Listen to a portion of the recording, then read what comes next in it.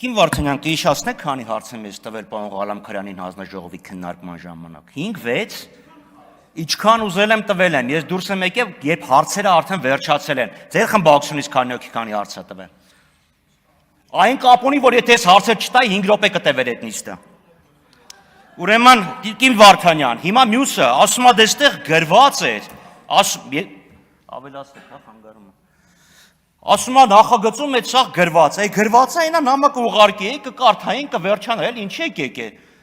Հիմա այնա գրված է, էլի, ձեր հարցերին է պատասխանել են։ Լավ է կարե, բոլոր օրենքներն է գրված է։ Հայդե գնացինք տուն։ Կարդացեք, եկեք վաղ քվեարկենք։ Հանճարեղ է իհարկե, հանճարեղ, սպանիչ։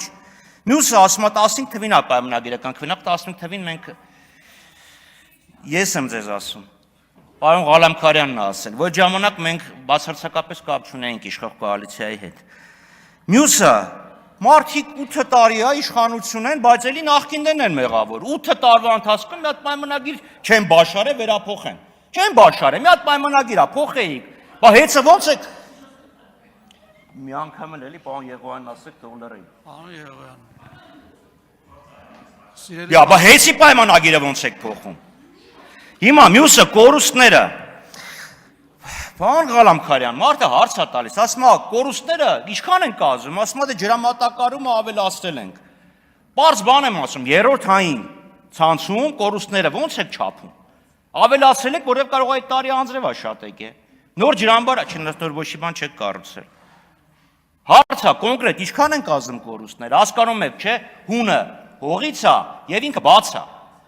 Եվ այս պայմաններում դու 45 միլիոն